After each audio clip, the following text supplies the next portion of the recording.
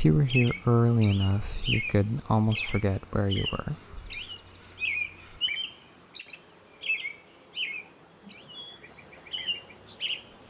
The springtime dawn chorus of Swainson's thrushes and song sparrows is almost loud enough to overpower distant sirens and cars. The periodic droning of the sky train often serves as a reminder of where you are. This 2-hectare forest sits in the very center of urban Coquitlam, adjacent to the City Hall. I was here to photograph a family of northern flickers, which are a beautiful ground-feeding woodpecker species. This handsome bird is the father of the family. The 2 red stripes lining the sides of its head tells us that it's a male. After just a few minutes of observation, it's easy to see why many call it the flying anteater. I find his mate perched further into the lot, just as pretty as him but lacking the red stripes. Together, these 2 spend nearly every waking hour finding food for their newly hatched chicks, which are still much too small to be seen peeking out of their nest. The pair have decided to make their nests in a sizable hole 8 feet off the ground on one of the lot's many snags or habitat trees, perfect for nesting birds like woodpeckers. When they're not foraging food for their chicks or themselves, they're in constant cleanup duty, enforcing a no-tolerance policy on debris to best keep disease at bay. It's early May, and the flicker family are far from the only birds nesting and feeding in the lot. This spotted towhee is carrying a small meal in its beak to bring to its chicks.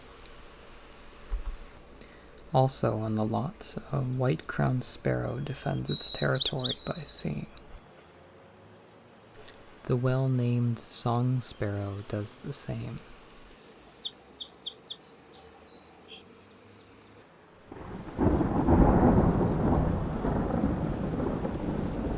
The weather rapidly changes, and over the course of the next week it rains almost non-stop.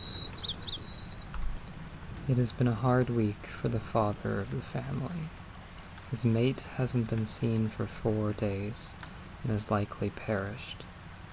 It is up to him now to feed his chicks, which, although are extremely adorable, are getting larger and more impatient.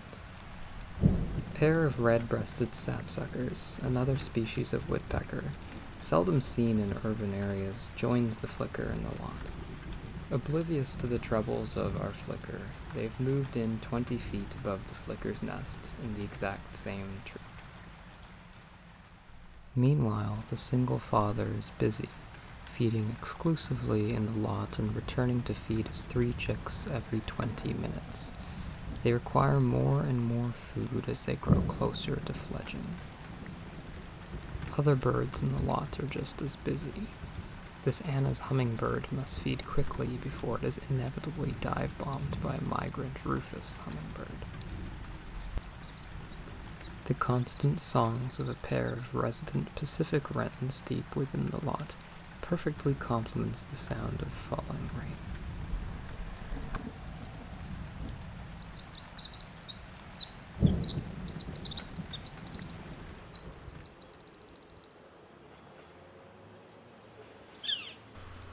The first rays of sunshine in days was welcomed by residents of the lot. 2 families of black-capped chickadees who had nested in the lot earlier in the season have already fledged, but the chicks were still begging for food. Perhaps the most spectacular visitor to the lot that sunny afternoon was the crow-sized pileated woodpecker. The incredible 3 woodpecker species present on the lot are all keystone species, meaning that many other creatures depend on them.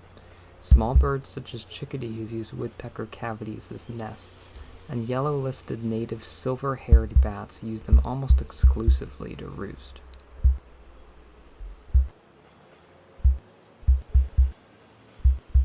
Our 3 flicker chicks are days away from fledging now. At this point, the juveniles resemble caricatures of the adults, with downy feathers in the same pattern as their father. Very soon, the father flicker can go back to feeding 1 instead of 4. By way of background, this lot is one of the few remaining relatively undisturbed natural areas in central Coquitlam. As an urban forest, it contains many mature and wildlife trees that are critical in supporting nesting roosts and acting as food sources for birds, bats, and other animals. Within this forested area, you will find at least several ecosystems with a variety of mature trees, plants, habitats, and wildlife species. There are very few relatively natural forest stands left in central Coquitlam that can support such a wide range of wildlife such as found at this site. One of the real challenges with urban development is the increased fragmentation of trees and vegetation within city limits. This makes it much more difficult for wildlife to travel along wildlife corridors and reduces the habitat's capability to support such animals. Most of our 16 bat species in BC rely on trees and foliage for roosting, nesting, and raising their young. Unlike birds or other animals, because bats sleep and rest during the day, most people are unaware of the presence of bats in our forested areas, including at sites like this. Given the City of Coquitlam is committed to implementing an environmental sustainability plan, it seems that the ecosystem services provided by such an urban forest would make this property all the more essential to preserve.